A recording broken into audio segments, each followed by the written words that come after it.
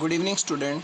In our today's video, we will discuss about some examples of the enzymes or the 10 types of the different enzymes that are most important to the living organisms.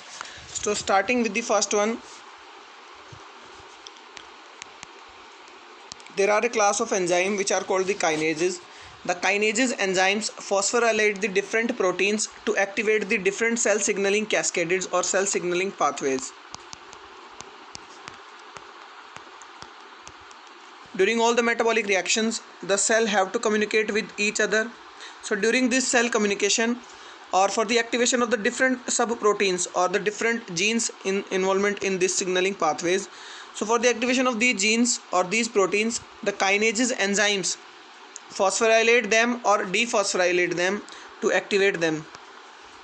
Okay, so the first class of enzyme, that is the kinases, phosphorylate the other proteins or the other genes, so that's why they are very important. So first one are the kinases.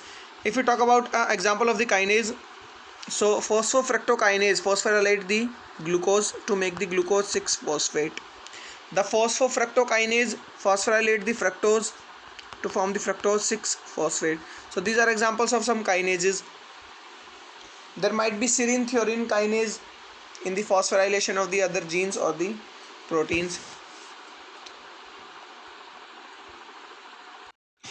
Next we will talk about the another category of the enzymes. So second one are the ATP synthase. The ATP synthase enzymes or the oxysomes are very important in the generation of the biological energy, that is the ATP. For the production of ATP from the proton gradient, the oxysomes or the ATP synthase are very important. In the plant they are also present in the chloroplast and in the thylakoid membrane, as well as they are most abundant in the inner membrane of the mitochondria, where they generate the energy by the process of oxidative phosphorylation. So along with the kinases, the ATP synthase are another important class of the enzymes that are important in the living organisms like plants and the animals. Next one are the myosin ATPs. The myosin ATPs enzymes are involved in the movement of the cell's cytoskeleton like myosin.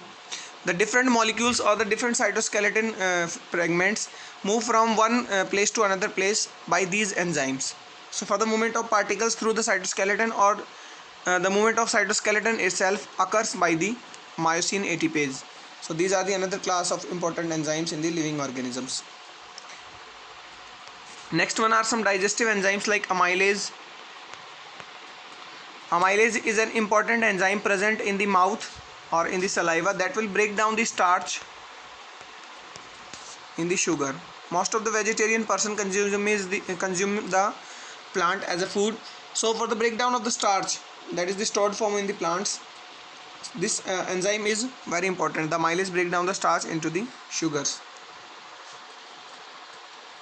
Next one is also a digestive enzyme, which is the pepsin or the trypsin. Pepsin and trypsin both are the digestive enzyme which degrade or which break down the protein. The pepsin is present in the stomach, the trypsin is being present in the pancreas. Both of these enzymes break down the proteins and the amylase break down the starch. So myosin, ATPase, amylase, pepsin, these are the another class of enzymes which are important in the living organisms.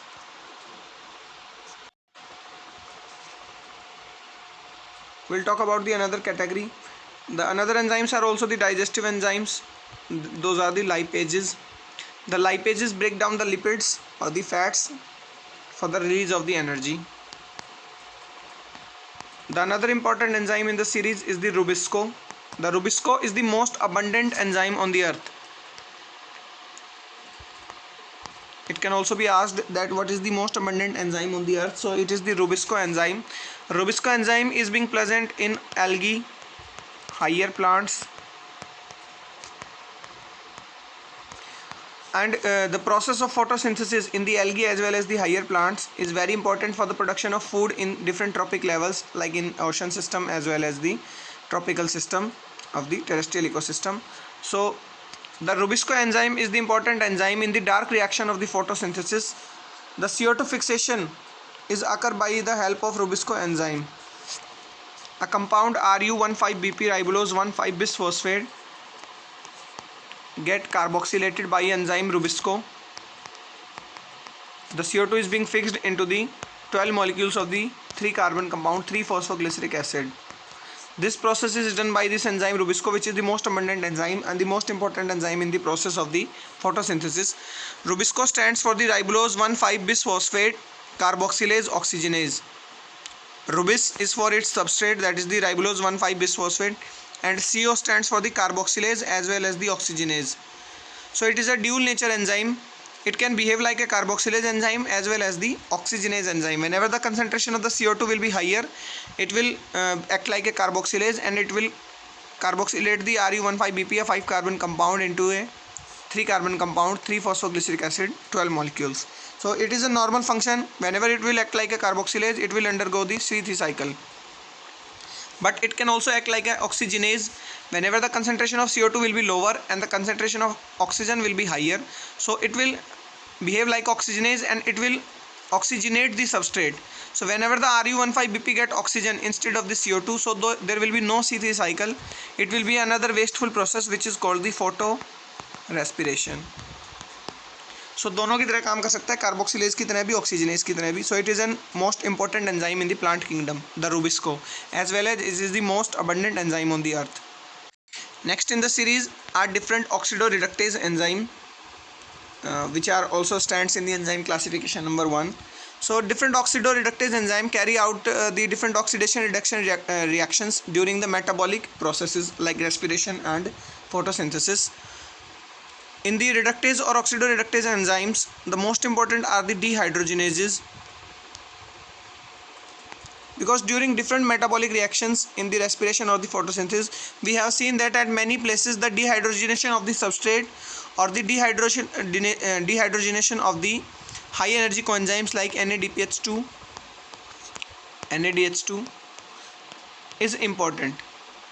NADPH2 या NADH2 का dehydrogenation होना या respiratory substrate का या intermediate compounds का dehydrogenation होना is very important for the completion of the steps in the respiration और the photosynthesis. So these are the another class of the important enzymes, the dehydrogenases. Next one are the transaminases. The transaminases is a category of the transferase enzyme in the enzyme classification number 2. So the transferase enzymes or particularly the transaminase enzyme transfer the amine group from one substrate to the another substrate. So this enzyme is very important in the formation of the amino acid or the secondary amino acid in the plants.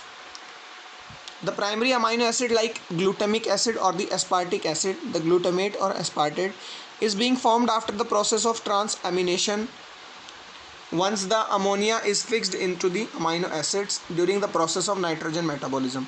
तो जैसे ही amino acid बना primary amino acid, या तो aspartic acid बनता है या glutamate, उससे different other amino acids भी फॉर्म होते हैं. So this enzyme is important in those reactions. The transaminase transfer the amine group from one amino acid to the another keto acid to form that keto acid the different amino acid. So these are the another important class of the enzymes in the living organisms.